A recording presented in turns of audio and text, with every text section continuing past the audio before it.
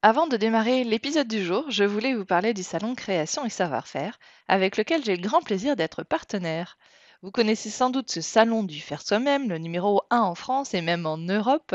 Il a eu lieu fin novembre, début décembre, et c'était un régal d'y aller cette année encore. Et parmi les nouveautés de cette année, il y a le podcast Paroles créatives que nous avons lancé avec l'équipe du salon il y a quelques semaines. Dans ce nouveau rendez-vous audio, on prolonge l'ambiance du salon, on met une voix sur une marque qu'on adore, on découvre un créateur qu'on aime suivre au quotidien sous une autre facette et on plonge dans les coulisses du salon. Il y a déjà plusieurs épisodes qui vous attendent d'une vingtaine de minutes à chaque fois, avec par exemple le Bazar d'Anne-Charlotte, Promo de couture, Soliluna Macramé ou encore Singer. Je vous donne donc rendez-vous un mardi sur deux pour les prochains épisodes. Allez, place à l'épisode du jour. Bienvenue sur le podcast Fait Main, le podcast de la communauté DIY dans lequel je vous emmène rencontrer des entrepreneurs créatifs. Je suis Mélanie Sénat et je suis ravie de vous accueillir sur mon podcast avec un nouvel épisode chaque samedi. Qu'ils créent avec du tissu, des pinceaux, du papier, de la laine, de la terre, des crayons, ces entrepreneurs créatifs partagent avec nous leur parcours, leur quotidien, leurs doutes, leurs succès et leurs projets. Ce qui a souvent commencé comme un loisir créatif s'est transformé petit à petit en un métier et découvrir leurs coulisses est un régal pour notre inspiration. Aujourd'hui, c'est Stéphanie de Tiroir de Loup qui nous raconte l'histoire de sa marque artisanale de bijoux. Elle nous parle de cette histoire de famille autour des colliers, des bagues ou des joncs. Elle nous explique son cheminement qui l'a menée de journaliste à créatrice de bijoux, après un burn-out et une quête de sens. On a parlé bien sûr de la manière dont on crée des bijoux de manière artisanale, mais finalement c'était aussi bien plus que ça. Cette conversation m'a beaucoup plu. J'ai passé un tellement bon moment à l'enregistrer et à la réécouter ensuite. C'était comme un moment hors du temps, dans une bulle, à me laisser porter par la douceur et la sagesse de Stéphanie. Les réflexions que l'on partage avec Stéphanie vont donc au-delà de la création et du fait main, et j'espère que vous l'apprécierez autant que moi. Ça fait longtemps que je voulais enregistrer avec Stéphanie et je trouve que cet épisode arrive pile au bon moment pour mettre un soupçon de spiritualité dans les fêtes de fin d'année qui se profilent. Bonne écoute! Bonjour Stéphanie, merci beaucoup d'avoir accepté mon invitation. Bienvenue sur le podcast Fait Main. Bonjour Mélanie, je suis très contente d'être là. Oh, merci. Alors, j'ai plein de questions pour toi parce que ça fait longtemps que je connais la marque Tiroir de Loup. On avait, en plus, ça fait un moment qu'on avait échangé, qu'on avait essayé de monter l'épisode et puis après, tu étais enceinte, tu attendais ton petit bébé. Donc, on avait reporté. Et donc, voilà, je suis hyper heureuse que ça se fasse aujourd'hui. Est-ce que, pour démarrer, est-ce que je peux te laisser te présenter, s'il te plaît? Oui, alors je m'appelle Stéphanie Dezangré, je suis belge, j'habite à Bruxelles et j'ai un atelier de bijouterie. J'ai commencé toute seule à faire mes bijoux et aujourd'hui on est une belle douzaine d'artisans au sein de l'atelier à fabriquer les bijoux. Alors quand on me demande de me présenter, alors oui évidemment je suis créatrice de bijoux, c'est vrai, mais j'ai aussi l'impression d'être une raconteuse d'histoire. J'ai l'impression que le projet il est plus large que il se résume pas aux bijoux. À travers ma marque, j'essaye de vraiment raconter des histoires, faire passer des messages et j'essaye aussi d'amener un certain regard sur la vie, sur le monde, un regard un peu plus doux, un regard un peu plus optimiste aussi. Poétique aussi, Ouais, souvent. poétique. Ouais. Oui, c'est un des mots qui me tient le plus à cœur et aussi la douceur. J'ai Ouais. envie que quand on se retrouve sur mon site, sur ma page Instagram, j'ai envie qu'on se sente apaisé et Ouais. qu'on ressente la douceur dont on a besoin aujourd'hui et qu'on a un peu tous à l'intérieur de nous-mêmes, mais à laquelle on laisse pas toujours assez de place. Ouais. Ça, c'est sûr qu'en ce moment, on en a besoin de la douceur et en même temps, tu sais, j'ai l'impression de toujours radoter, de dire tout au long de l'année et depuis 4 ans que je fais le podcast, ah ben en ce moment on en a besoin de la douceur, on a besoin de fait main, on a besoin enfin pas de fait main du podcast, hein, mais tu vois, de créer avec nos mains, etc. En fait, on en a besoin tout le temps parce que l'actualité en fait est tout le temps assez anxiogène, Mais ça m'étonne difficile. pas que tu en parles toi sur ton podcast parce que je pense que c'est une des cordes des artistes en fait. Et que comme les artistes parlent essentiellement avec leur cœur, ben automatiquement il y a une dimension douce de leur être qui s'exprime à travers leur travail. Donc évidemment sur ton podcast on parle de douceur, ça m'étonne pas. Mmh, ouais. Et alors, comment tu en es arrivé à créer des bijoux? Est-ce que c'est ta formation initiale ou c'est un cheminement qui t'a amené là? Alors en fait, c'est un cheminement. Je suis journaliste à la base. Donc, Ah, d'accord. j'ai étudié le journalisme, j'ai fait tout mon cursus et j'ai travaillé en tant que journaliste pendant 7 ans.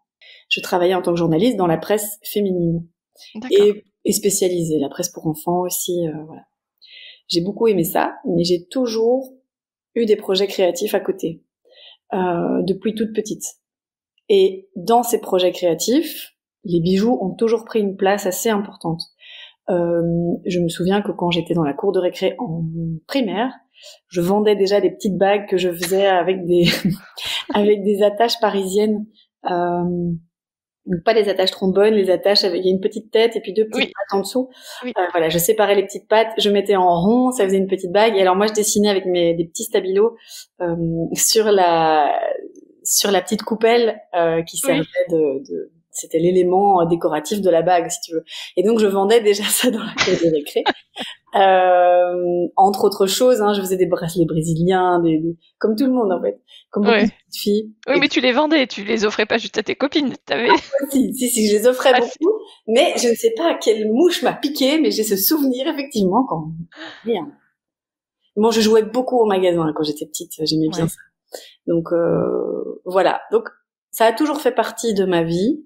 J'ai toujours beaucoup aimé les bijoux dans ma famille. Ils ont une certaine place. Les femmes de ma famille portent beaucoup de bijoux. Il y a quelque chose d'identitaire aussi là-dedans. J'ai toujours eu ce sentiment. Euh, j'ai toujours cherché ma place en tant que femme et j'ai l'impression que les bijoux m'ont aidé aussi par rapport à ça. Voilà, de pouvoir m'identifier aux femmes de ma famille qui portaient des bijoux, ça m'a aidé en fait. Ça m'a aidé à me connecter à ma féminité en fait. Mm. Donc, les bijoux, toujours présents. Alors, j'ai aussi peint, j'écris beaucoup, je fais plein de choses, mais c'est vrai que j'ai toujours une sensibilité particulière pour cet objet. Et je me l'explique aujourd'hui par le fait que c'est un objet très émotionnel. C'est l'objet le plus Mm. émotionnel qu'on puisse porter, en tout cas. Mm. Qu'on puisse porter contre notre peau, contre notre cœur. Voilà. C'est un bijou, ça parle d'amour, ça parle de lien, ça parle Mm. d'amour de soi, ça parle de valeur, ça parle, oui, de féminité, si on a envie de l'exprimer comme ça. Euh, c'est un objet valise qui porte beaucoup de choses qui peuvent être essentielles pour quelqu'un qui est sensible à ces objets. Oui, et beaucoup de souvenirs aussi. Beaucoup de souvenirs à fond, ouais. Mm. Et donc, j'ai commencé à fabriquer des bijoux vraiment de façon un peu plus sérieuse à l'université. Je fabriquais des bijoux dans ma chambre on appelle ça un cote en Belgique. Euh, et et Alors, je, chambre U, c'est une voilà, chambre U et c'est une chambre universitaire. exact. Et donc j'en fabriquais dans ma petite chambre et j'ai commencé à en vendre comme ça. Et puis j'ai organisé des ventes chez moi, dans mes colocs plus tard, quand j'ai emménagé à Bruxelles. Et en fait, ça fonctionnait. Les gens venaient. Euh, et là, je me suis dit, bah en fait, il y a un potentiel. Et puis j'aimais ça. Ouais. J'aimais l'idée d'avoir un retour sur ce que je créais et d'avoir des gens que j'avais jamais vus de ma vie débarquer chez moi et craquer pour des petits bijoux que j'avais fait avec peu de moyens en fait. Mm. Et donc, tu l'as créé comment est-ce que tu... Enfin, parce que typiquement, moi, je sais pas créer un bijou. Donc toi, bon, il y avait l'expérience, l'apprentissage par le fait de faire Et en depuis fait, tout ce temps. au départ, c'était surtout un travail d'assemblage.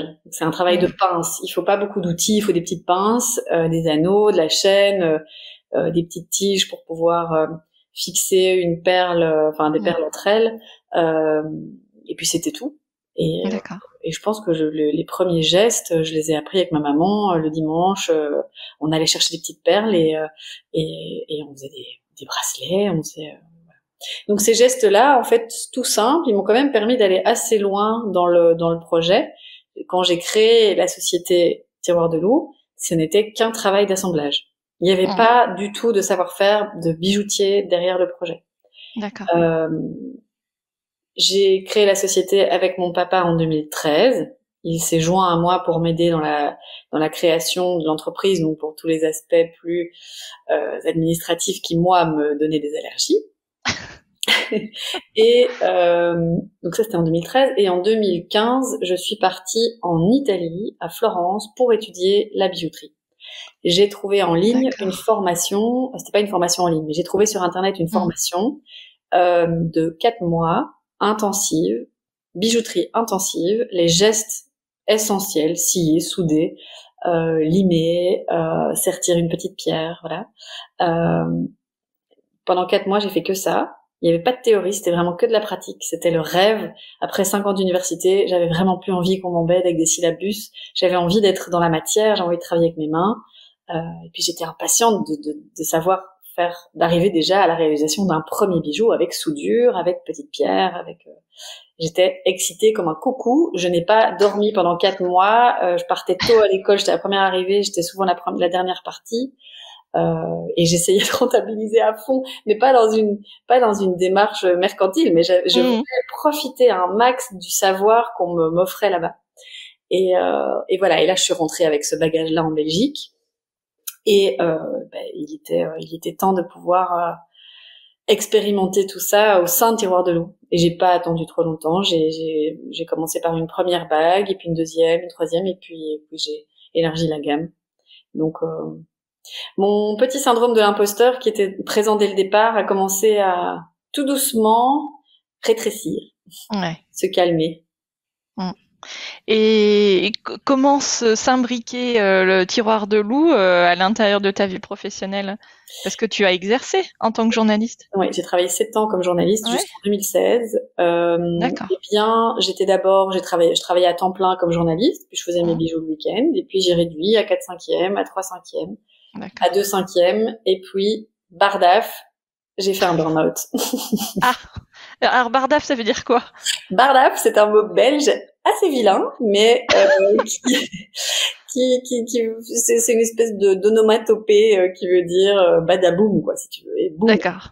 Ok. Voilà, j'ai été contrainte de lâcher une de mes 2 activités, et c'était évident. Ça faisait trop. C'était 2 activités créatives qui me demandaient beaucoup. Je suis entière, je fais les choses à fond. J'avais pas faire ni l'un ni l'autre à moitié, et donc c'était trop.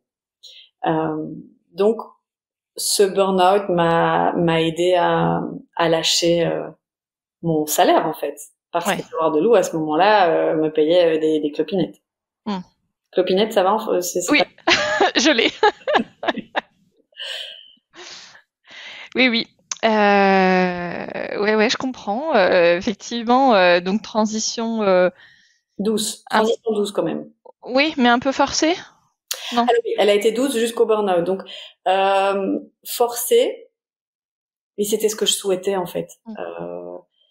Alors pas faire un burn-out, mais oui, bien sûr. C'était la transition que tu voulais, mais peut-être avec comme quasiment tout le temps, enfin comme quasiment tout le monde, avec quand même des freins financiers qui font que c'est hyper difficile de lâcher un salaire, je mets des guillemets, stable, sûr, garanti, tout ce qu'on veut, pour avoir une activité beaucoup moins sécurisante. Oui.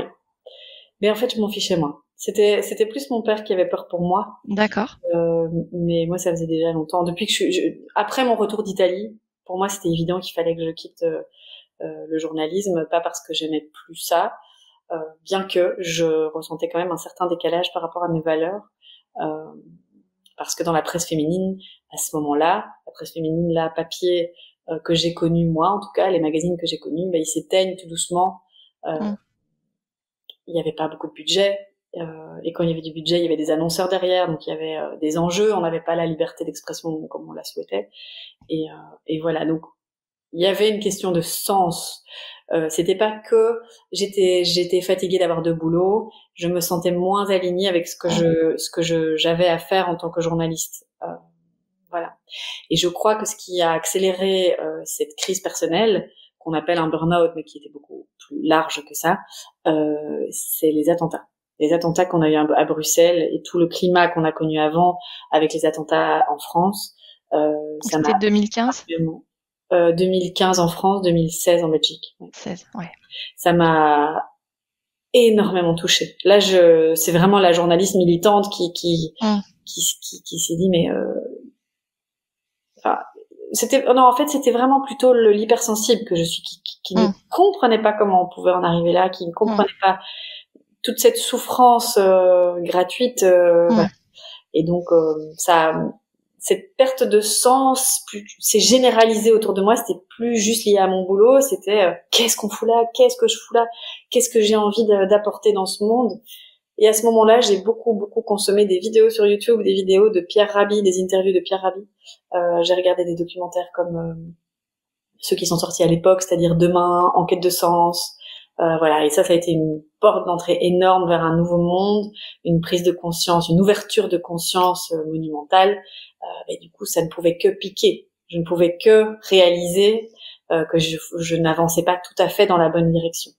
Ouais. Alors, ce qui a été compliqué à ce moment-là, c'est que je me disais, mais je me dirige vers un boulot où je fabrique des choses que je vais vendre. Je vais créer quelque chose à partir de la matière que je vole à la terre et je vais les vendre. Alors, j'ai eu une grosse remise en question aussi par rapport à mon activité de fabrication de bijoux. Il fallait que j'y mette plus de sens. Et c'est comme ça que j'ai commencé à écrire de façon assez intime et authentique pour Tiroir de loup.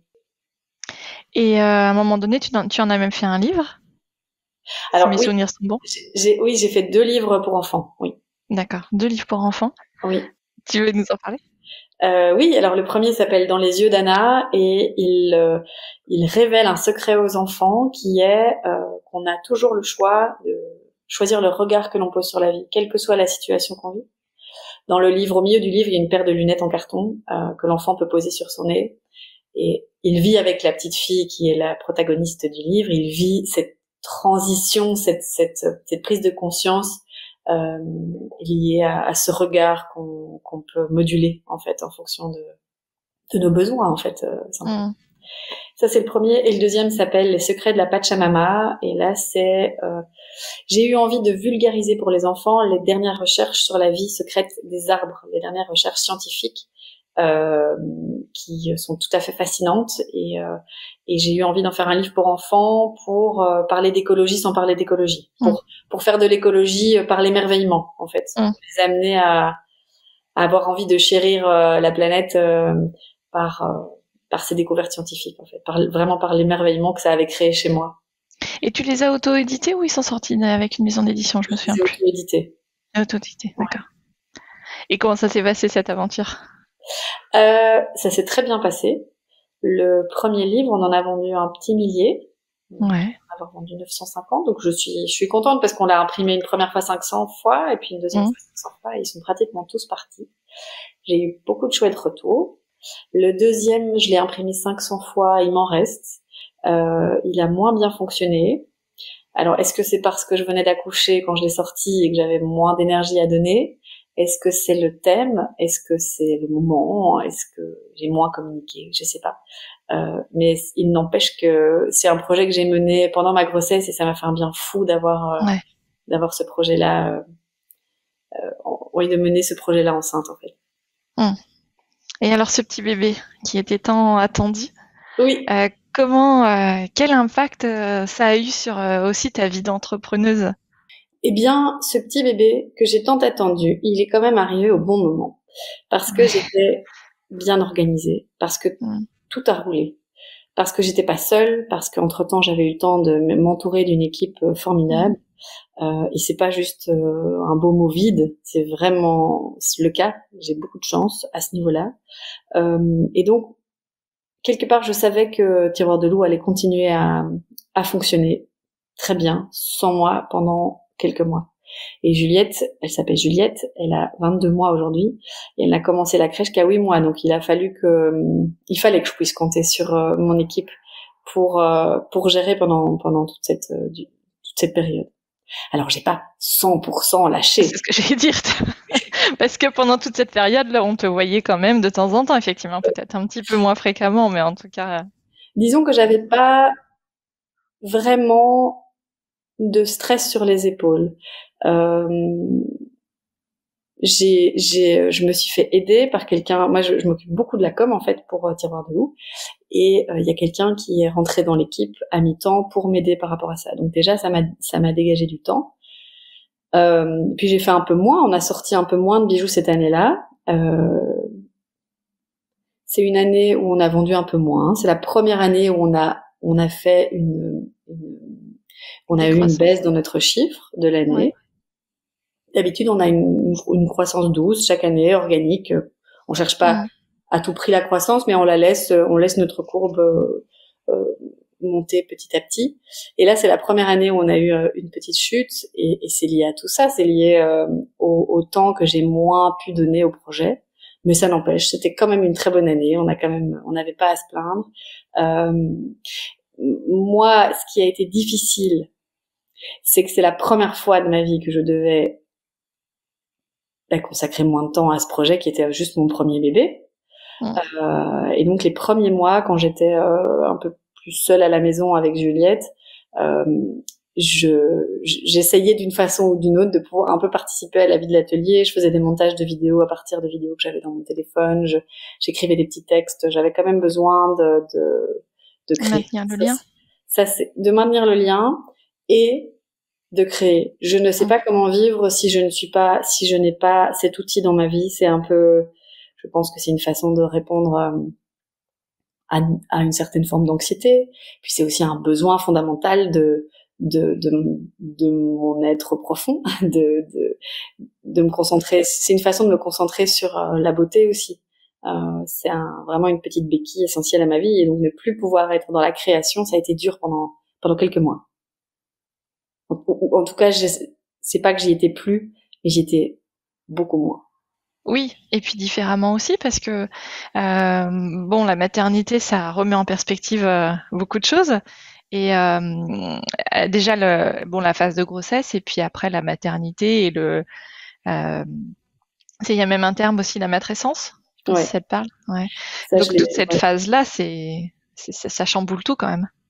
Ça chamboule tout. Je sentais vraiment que mon cerveau ne fonctionnait plus de la même façon. Ouais. C'est fou, hein.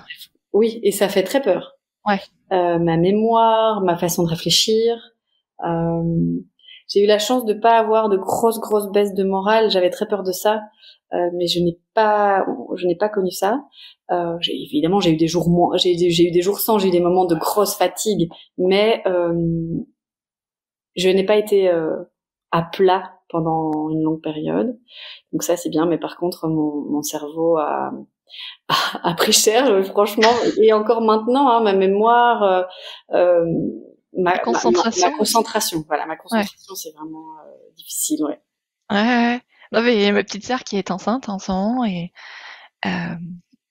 c'est une grosse bosseuse, et elle est à fond, elle expérimente à fond là le côté, tu vois, manque de concentration. Donc je vois bien que ça la fait retire, parce qu'elle n'est pas du tout comme ça habituellement. On se sent un peu bête, hein, si on dit les choses platement. On se sent. Oui. Mais moi, je me souviens d'une image très nette.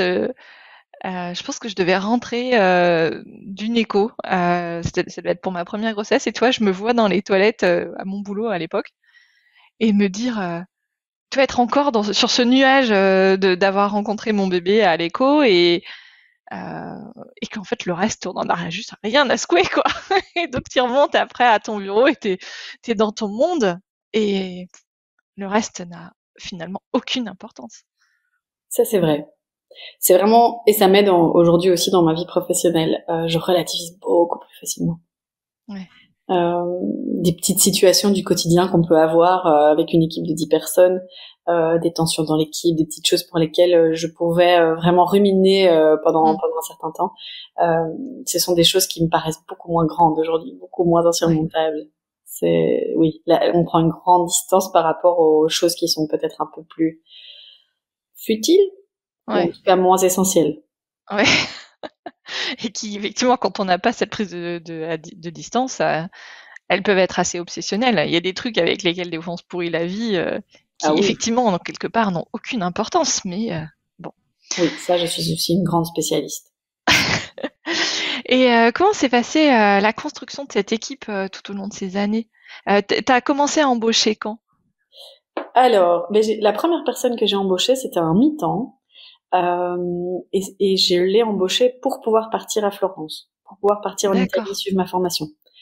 C'est vraiment elle qui a assumé la fabrication des bijoux jusqu'à mon retour, et elle est restée dans l'équipe. Elle est passée de mi-temps à temps plein, et puis on a engagé une deuxième personne qui est dans le cadre d'un stage professionnel, d'un stage de 3 ans, qui est une école qui s'appelle l'EFP en Belgique, et c'est de la formation professionnelle. Donc les élèves, les étudiants ont une journée de cours par semaine, et le reste du temps, ils se forment en stage, en entreprise.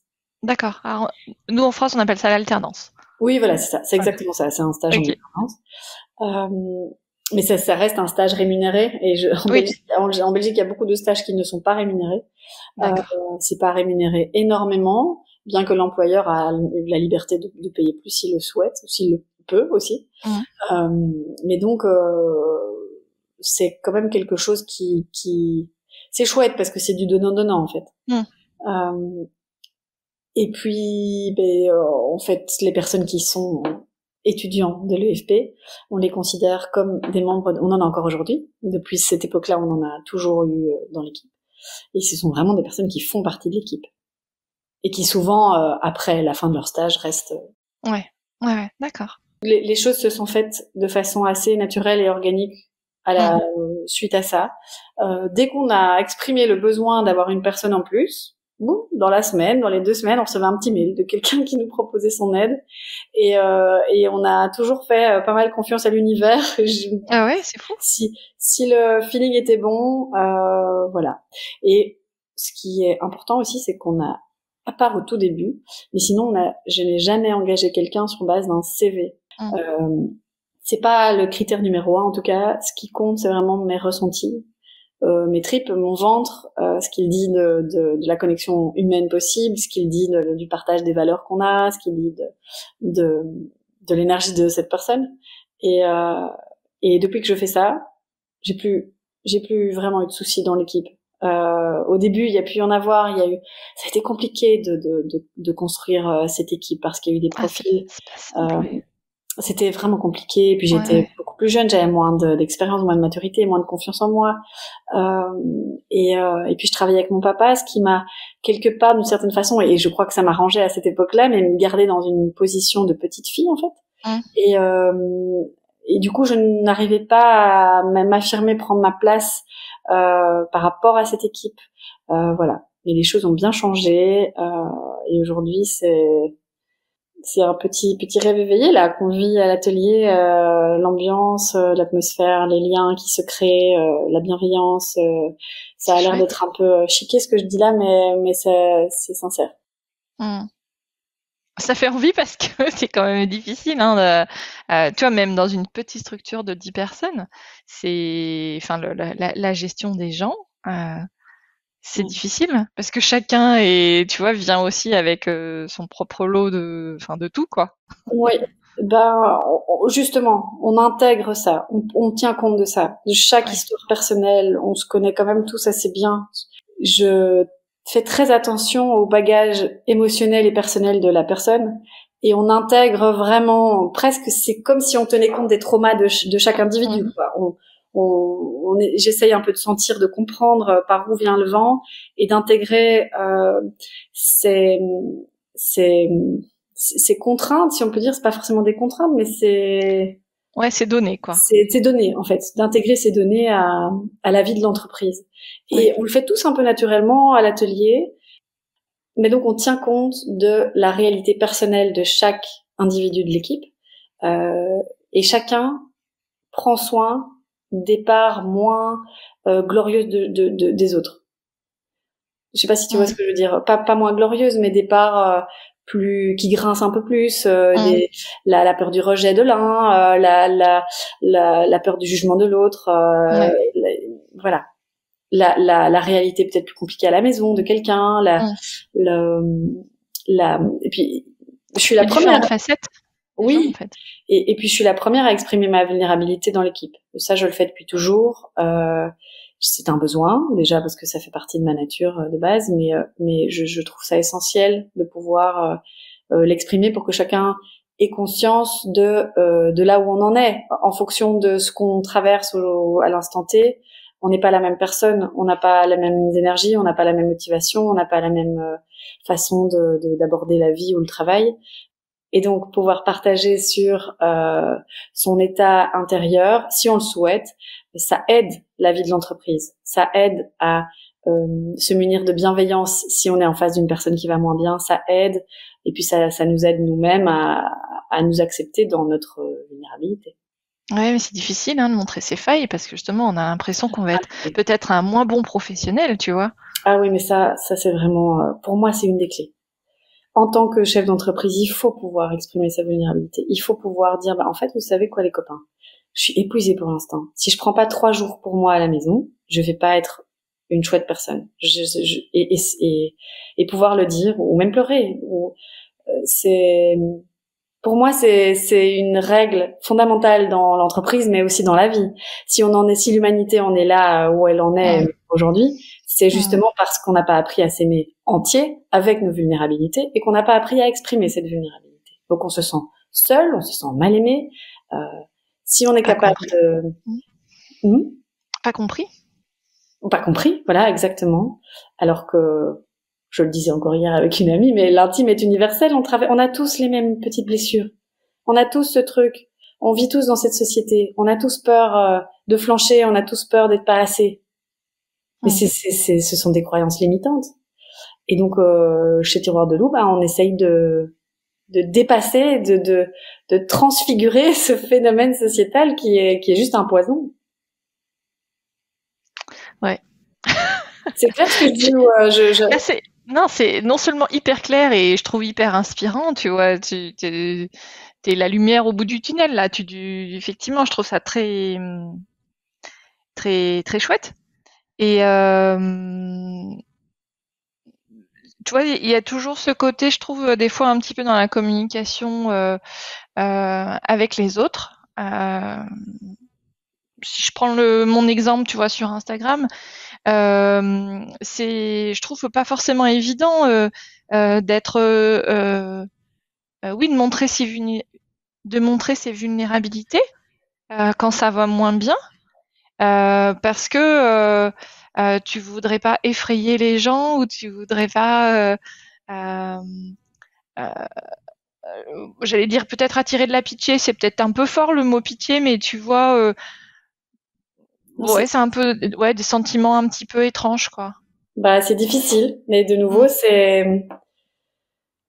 si on a peur de ça, c'est une question de regard qu'on pose sur nous-mêmes. Ouais. Et c'est pour moi la clé de tout aujourd'hui, c'est d'arriver chacun, et j'y suis pas, je connais personne qui y est, mais on chemine, ce serait chouette de tous cheminer vers ça, vers une plus grande acceptation de nous-mêmes. Et donc si on est là-dedans, mais on a moins peur du regard de l'autre, on a moins peur du jugement, on n'a pas peur de faire pitié. Et puis si quelqu'un ressent de la pitié, ça en dit long sur son état intérieur aussi.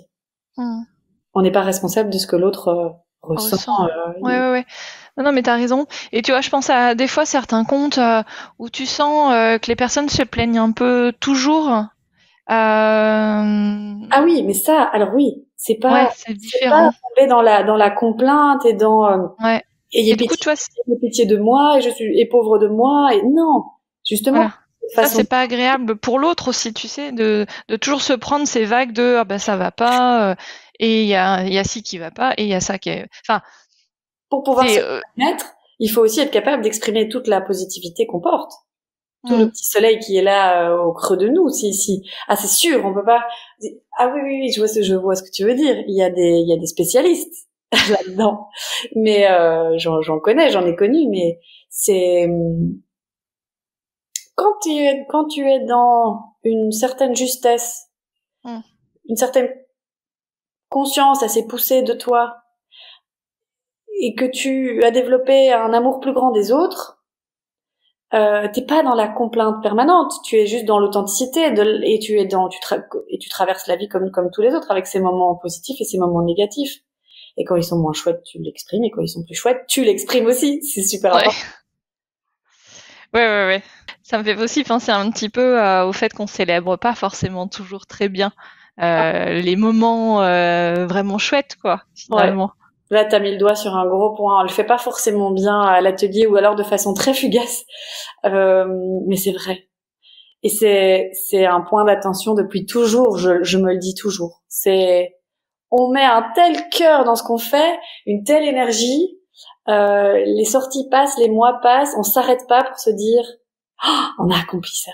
Alors j'essaye, quand j'y pense, j'essaye d'exprimer, au-delà d'exprimer les mots, de vraiment montrer à quel point ça me rend vibrante, mais on le fait pas assez. Et je pense que c'est pour beaucoup d'autres choses dans la vie d'ailleurs. Oui, L'humain est câblé pour regarder vers à vraiment moitié vide. de façon tout à fait scientifique. L'humain est câblé pour regarder de là où pour zoomer sur les dangers. Donc voilà, Ouais. c'est pas très naturel.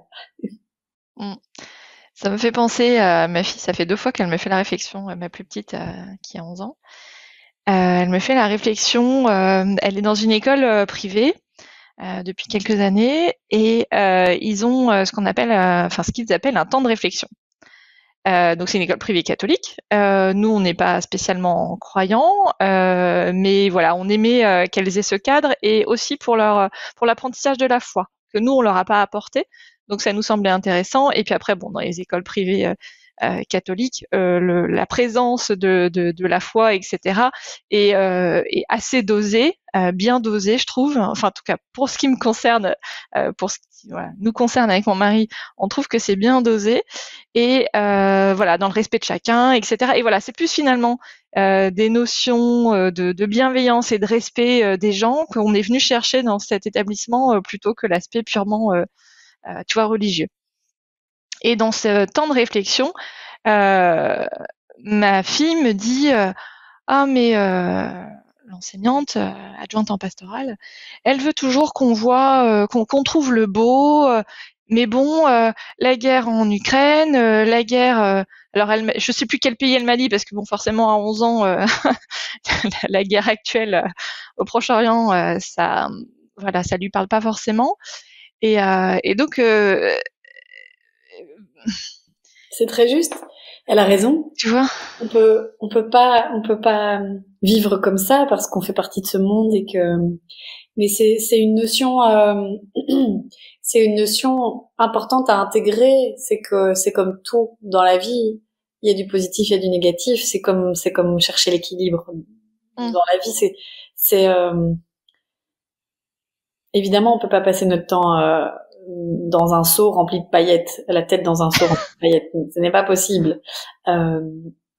Mais à l'inverse, moi, quand je regarde le JT tous les jours, je me sens terriblement mal. Et ma quête de sens, là, qui me permet de me lever le matin, ben, elle me passe entre les doigts. Ça n'a aucun sens, ce que je vois. Donc, rester conscient de ce qui se passe, rester conscient que dans la vie, bah, c'est 50-50. Et qu'on a le droit, si on a le droit de s'engager pour des causes qui nous semblent justes et qui font référence évidemment à des choses moins positives de la vie. Je pense que s'engager, ça permet de mieux tolérer les ombres, s'engager contre elles, en tout cas pour essayer, ou s'engager pour la lumière plutôt, hein, pour essayer de faire régner la lumière, mais ça permet de mieux tolérer le moche. Mais elle a raison. On peut pas juste se contenter de porter des lunettes roses en forme de fleurs. Ce n'est pas possible. C'est un juste équilibre, quoi, je pense. Ouais. Et ça me faisait penser aussi, tu sais, où un petit peu, on n'a jamais vraiment réussi à faire ça à la maison. Un peu les moments de gratitude, hein, soit dans un petit carnet, soit à l'oral, tu vois. Et des fois, je lui en parle parce que elle est très sensible, ma Chloé, et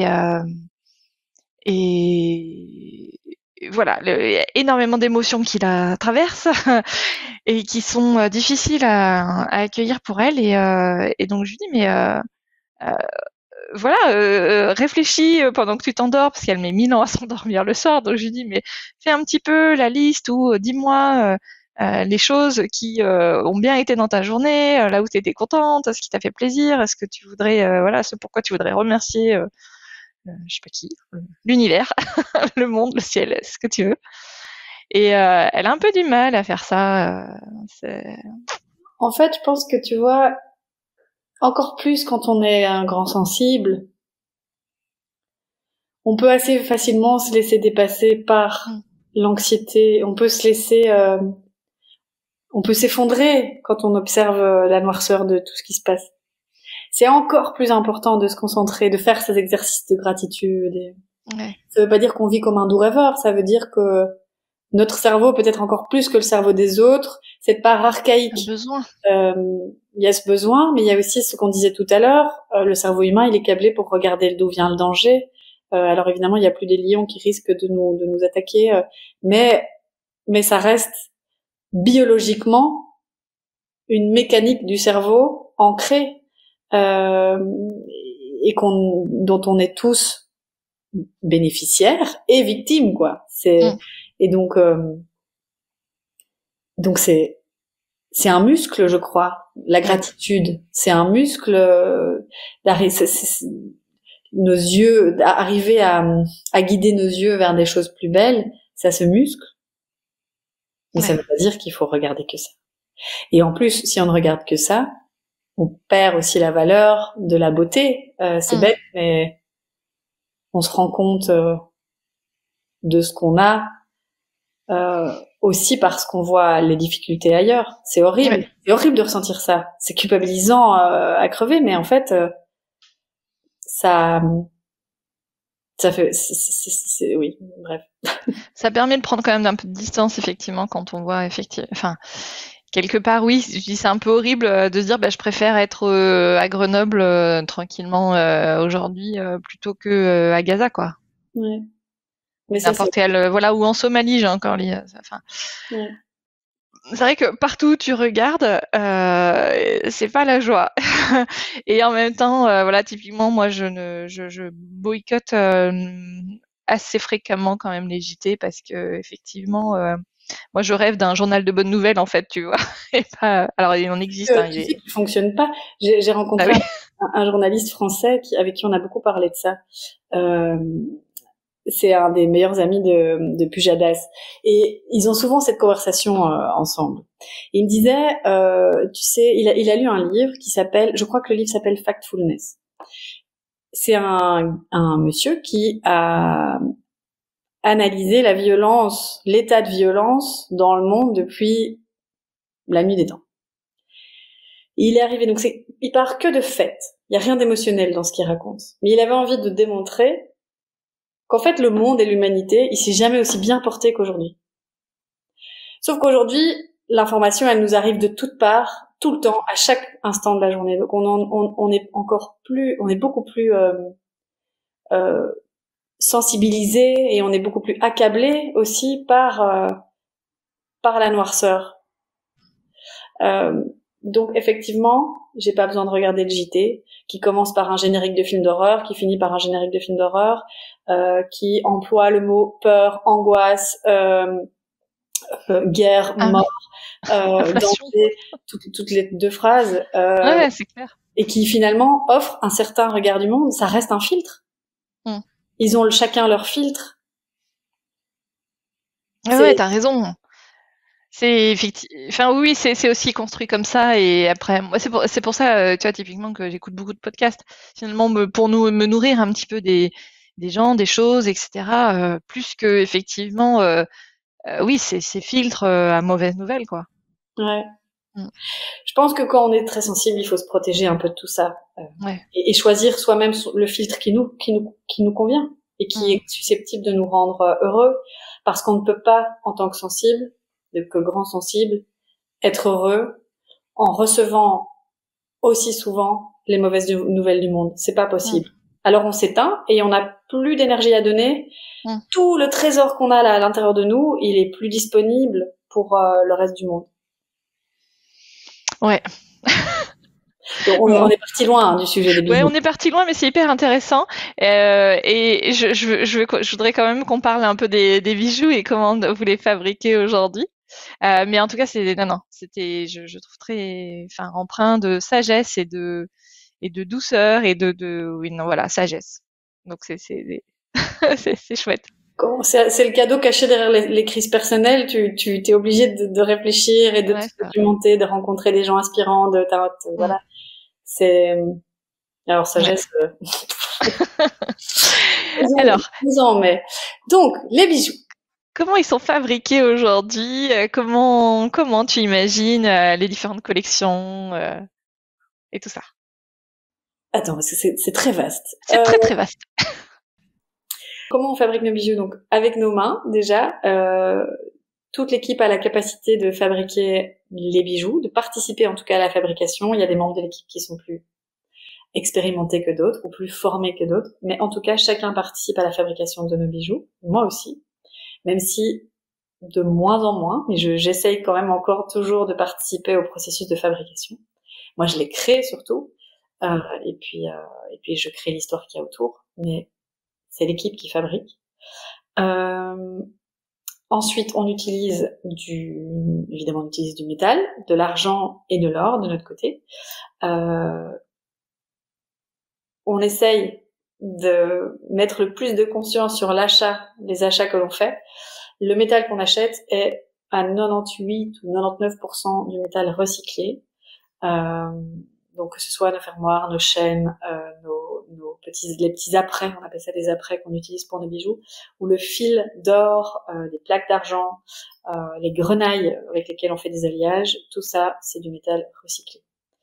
Ensuite, pour ce qui est des pierres, on en utilise de moins en moins dans une logique de réduction de notre empreinte écologique, de notre empreinte carbone. Et donc, quand on en utilise, on a 2 fournisseurs de pierres qui sont triés sur le volet, enfin, qu'on a vraiment choisi en conscience. C'est tout. On en avait beaucoup plus avant. Et quand on utilise une pierre dans un bijou, on le fait en conscience, avec vraiment une intention derrière. Il faut que la pierre apporte vraiment quelque chose, que ce soit en termes de signification ou en termes d'esthétique, quelque chose qu'on n'aurait pas pu faire sans. Ok, et c'est tout. Voilà. Alors, oh non, je pourrais en parler encore longtemps. Euh, c'est moi qui l'ai créé, mais rarement toute seule. Je pars d'une idée, je me mets un peu toute seule dans ma bulle sur mon établi avec soit ma cire, soit mon métal directement. Donc, on peut créer d'abord une maquette en cire, la faire fondre et puis travailler le métal, la pièce en métal qui aurait été obtenue à partir de là, ou directement travailler à partir de métal qu'on fond ou qu'on scie, qu'on soude, qu'on forge. Voilà. Mais je ne me contente jamais de mon idée à moi toute seule. Je vais toujours la confronter à l'équipe. Je vais toujours partager ce que j'ai eu envie de dire, partager mon prototype, et ensemble, on essaye de l'améliorer. On essaye de le pousser jusqu'au bout, jusque dans ses retranchements. On va souvent beaucoup plus loin dans la création. C'est pas toujours terrible. On revient vers plus de simplicité, mais du coup, on a une conviction qu'on s'est arrêté à l'endroit, on a arrêté le curseur au bon endroit, quoi. Ouais, On a ouais. posé ce qu'on avait envie de dire. Voilà. Il peut être question de texture, il peut être question de volume, de détails aussi. Et puis, quand mon prototype est prêt, je rédige une petite fiche technique pour que l'équipe puisse fabriquer les petites séries derrière. On les fabrique en général par quantité. Disons qu'on les fabrique par 30 à 50 unités. Et puis, quand ça fonctionne, on les refait. Quand ça fonctionne moins bien, on refait moins. Ça dépend un peu. Et moi, derrière, quand ma petite fiche est prête, que j'ai transmis les techniques, mes petits tips à l'équipe, je rédige l'histoire que le bijou va raconter. Et ça, c'est une histoire que je porte en moi depuis le premier moment où j'ai commencé à créer ce bijou, et certainement avant, parce que l'intention qui se cache derrière un bijou, c'est toujours qu'est-ce que j'ai envie de raconter, quel bijou j'ai envie de porter, ou j'aurais besoin, avec des gros guillemets, on n'a jamais besoin de porter un bijou, mais quel bijou j'ai besoin de porter pour m'aider sur mon chemin là maintenant. Est-ce que j'ai besoin d'un bijou qui va me parler d'ancrage? Est-ce que j'ai besoin d'un bijou qui va me parler de douceur? Est-ce que j'ai besoin d'un bijou qui va me parler d'amour de moi? Voilà, et c'est toujours de là que ça part. Quelle vibration va porter ce bijou? Et puis voilà. Donc quand je crée mon bijou, on le fabrique, et moi derrière j'écris mes textes, je réalise mes vidéos, mes photos, et j'essaye de faire en sorte que le message qui souvent est assez subtil du bijou soit clair pour les personnes qui le recevront. Ouais. Bah écoute, moi je trouve que tu fais bien le job à chaque fois, ça me transporte, c'est gentil. Ça me donne envie. Ouais. C'est toujours facile parce que c'est, tu vois, c'est des émotions. C'est de l'émotion. Oui, c'est de l'émotionnel. Et puis, bon, j'ai toujours peur, mais depuis toujours. Et je sais que c'est probablement le cas pour certaines personnes, mais j'ai toujours peur qu'on se dise, oh c'est cucu, c'est encore là en train de parler d'amour. Bah oui, mais en fait je parle de ce qui pour moi est super important, et ça peut sembler un peu neuneux, un peu cucu, mais ça c'est un problème sociétal, c'est ce qu'on fait des émotions. Donc voilà. Bon, on en revient à ce qu'on disait tout à l'heure, on en a besoin quand même d'être un peu cucu, parce que franchement. Être sensible en fait, on a dit, on a transposé le mot cucu sur ce phénomène, mais c'est être un peu sensible, c'est bien plus joli que cucu en même temps. Ouais. Et pour beaucoup de gens, c'est un peu la même chose. Ouais, oui, c'est vrai. Bon, écoute, génial, super histoire, cheminement de pensée, réflexion. Bon, on a parlé de la partie bijoux finalement à la fin. C'est toujours un peu décousu, mais c'est pour ça que c'est pas des interviews ce que je fais, mais des conversations. Écoute, c'était super chouette de te découvrir un petit peu plus, mais c'est très proche, tu vois, de la com que tu fais sur le site et sur les réseaux. Donc c'est très agréable de discuter avec toi et voilà, d'échanger toutes ces pensées. Est-ce qu'il y a des choses dont on n'a pas parlé et que tu aurais eu envie de faire passer comme message ou des choses comme ça? D'abord, merci de m'avoir donné la parole et de m'avoir écouté de façon aussi attentive. C'est gentil. Ensuite, mon projet, il va évoluer à mon rythme, et je sais que plus le temps passe, plus ma quête de sens augmente, et je voudrais lui donner encore plus de sens. Et je suis toujours dans cette quête-là. C'est pas toujours très confortable, mais c'est nécessaire. Et comment tu dois évoluer ces prochaines années? Eh bien, de façon organique, comme depuis le début. La seule chose, j'ai pas d'objectif financier, ou on évolue vraiment à chaque fois au rythme un peu naturel de la marque, et à mon rythme aussi, au rythme de l'équipe. Et au rythme de mon compagnon aussi, j'en ai pas parlé, mais qui fait partie de l'équipe et qui me soutient énormément dans l'aventure, sans qui je crois le projet potentiellement n'existerait pas. Parce que quand j'ai des coups de mou, et il y en a, il est toujours là au rendez-vous pour me remonter, et c'est très précieux. Mais donc je n'ai pas d'ambition au sens propre, mais je souhaite donner à mon projet plus de sens. C'est un peu, c'est ce qui me drive en fait, le sens et le souhait d'avoir un peu plus d'impact et c'est encore plus fort depuis que je suis maman, pour le monde que va découvrir ma petite et qu'elle découvre petit à petit. Mais et je pense que c'est aussi pour m'aider avec mes peurs. Mais j'ai envie de me sentir plus actrice de ce monde et d'avoir plus d'espace d'expression peut-être. Et donc le projet, s'il évolue, c'est dans ce sens-là. Peut-être un livre, peut-être un podcast, peut-être